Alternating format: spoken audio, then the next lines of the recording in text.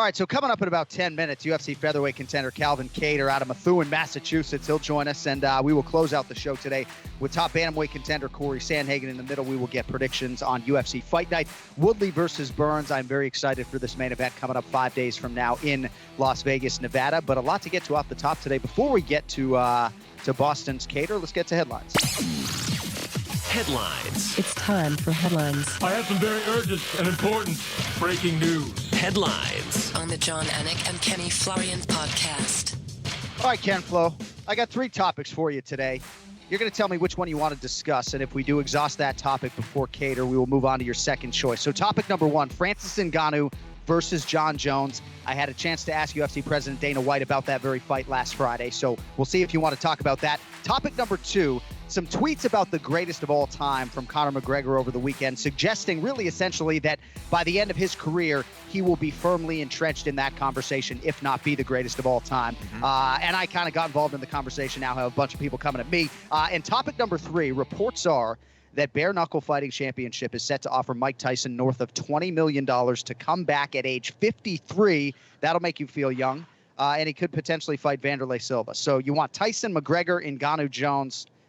Be the program director, kid. Where are we starting? Oh, my God. Those are juicy ones, man. Let's talk about Ngannou and Jones, because I feel like that's a fight that people would like to see, and it seems like Dana's not interested. So what did he say about that? I didn't get a chance to see that.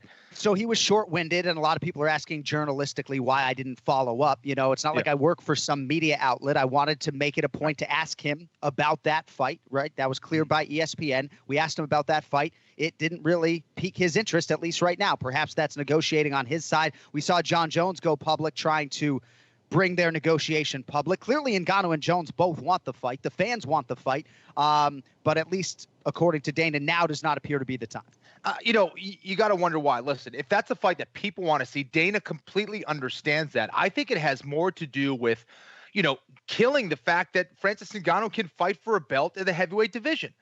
Are you going to take away that opportunity from Francis Ngannou to not be a champion? Or maybe Dana's waiting for him to be potentially a world champion in that division, then put together that fight against Jon Jones, because for him to lose, I think it would cause people to potentially lose interest in a Francis Ngannou-Stipe Miocic fight, or a Francis Ngannou-Daniel Cormier fight, whoever wins that fight in the future. So I think when you get 2 people that are kind of like this or at the top of their game, I think the UFC probably wants to be pretty careful about maybe killing one of those stars, right? No, I think that's smart. And to have those guys compete in a non-title fight without championship stakes probably doesn't make a lot of sense. To your point, Ngannou is right on the cusp of competing for a heavyweight title. Most believe his next fight will be for that title. And then, of course, Jon Jones, there are fights out there for him at 205 pounds. So unlike Masvidal and Diaz, Kenny, in the BMF championship situation, you're not plucking a champion or a potential number 1 contender. Right, and what does that do to Jon Jones if he goes out and gets knocked out by Ngannou, on the other side of things? So, yeah, I think that's a tricky fight business-wise for the UFC. 2 big stars that I think they want to keep them at the top of their game. And I think they need clarity and at least finality in terms of the date for the trilogy fight between Stipe Miocic and Daniel Cormier, and that is going to determine the immediate future for Francis Ngannou. So, quick thing on this McGregor, and then we'll get to Mike Tyson. So, basically, Conor was just talking about some of his credentials. And I have said on this podcast repeatedly, and I think there are a lot of people out there coming at me on Twitter who maybe don't listen to the show. And so I'm hoping they do, where we have a longer format to discuss these things. My point on Conor McGregor, Kenny, is not that he's the greatest of all time. He is distance behind George St. Pierre and Jon Jones. And I'm sure there are other names you could throw into the conversation because he doesn't have the volume championship wins, UFC title fight wins. But Conor's point is that his body of work is not respected to the degree to which it should, as a fighter, as a striker, as a master of distance management, as a closer, as a finisher. That's the only point. Conor McGregor has 22 pro wins. 20 of them are finishes. Jon Jones and George St. Pierre are the guys who most people consider the greatest of all time. Even though I don't even like this fucking debate, but I just want to get this off my chest, right? Those are the guys people consider because of all the title fight wins. Those guys also have double-digit decision wins in the UFC. So that is a part of Conor's point. And I just wanted to provide that clarity. I think it's an interesting conversation, at least from Conor McGregor's standpoint, that no one seems to respect the body of work because he is now larger than life.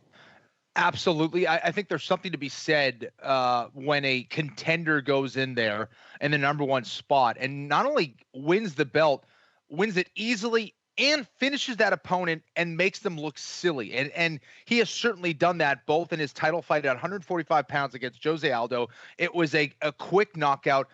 The other one against Eddie Alvarez, where he absolutely dominated, made a true veteran and legend like Eddie Alvarez look like it was maybe his UFC debut. And I think that's what makes it so impressive. When you see that kind of disparity in skill between a contender and a guy who has been a champion and been fighting for a long time, that absolutely counts for something. Now, does he have the consistency and the amount of wins? Has he defended those titles? No, he hasn't. Right. But for him to go out there and dominate other champions consistently, he's got to be in the conversation as a guy who, I mean, clearly he's changed the game. But as far as his skill and what he's done, that's a guy who has accomplished a lot. There's no doubt about it. And because Conor talks so much and he gets all this other attention outside of the octagon, people forget about how damn skillful he is. That's all I'm saying, really. And Demetrius Johnson's a good guy to talk to because he'll be the first to tell you and to sing Conor's praises as far as being one of the most elite strikers in UFC history. But that's just my 2 cents on that. Mike Tyson, looks great at 53 years of age. I mean, if you're going shirts and skins, if I'm Mike Tyson, I want to be skins. I want to be skins. I remember being a kid. I'm like, please be fucking shirts. Please be fucking shirts. Got it. Wax my back. I want to be shirts. But Kenny, this is incredible, right? And there's been a lot of talk with The Last Dance and Michael Jordan and this great documentary, how Michael Jordan did not have the benefit of social media. And had he had that, could you imagine the star power, right? Imagine Mike Tyson, right? But Mike Tyson has sort of bridged that divide and still just seems very relevant with the modern day athlete, certainly when it comes to this UFC roster, many of whom have, broken bread with him, so to speak. I'm talking about a Blunt, but the guy is super relevant still, training with Rafael Cordero. And if bare knuckle boxing or bare knuckle fighting championship has north of 20 million, Tyson might be back. What do you think?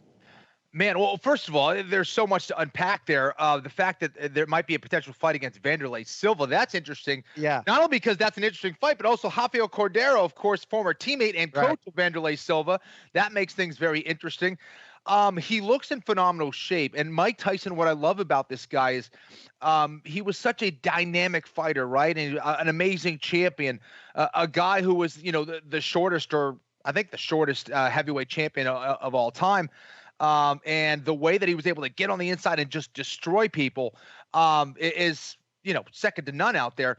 The fact that he also has, it seems like, dealt with a lot of demons since he's been away from the sport, really looked into himself and analyzed himself, and has kind of created this new kind of character, this Mike Tyson that is now seemingly at peace, but also now kind of looked back at Mike Tyson, the fighter, because there was a long time where he didn't even want to put a glove on, hit a bag, do anything. He's been through so much throughout his life.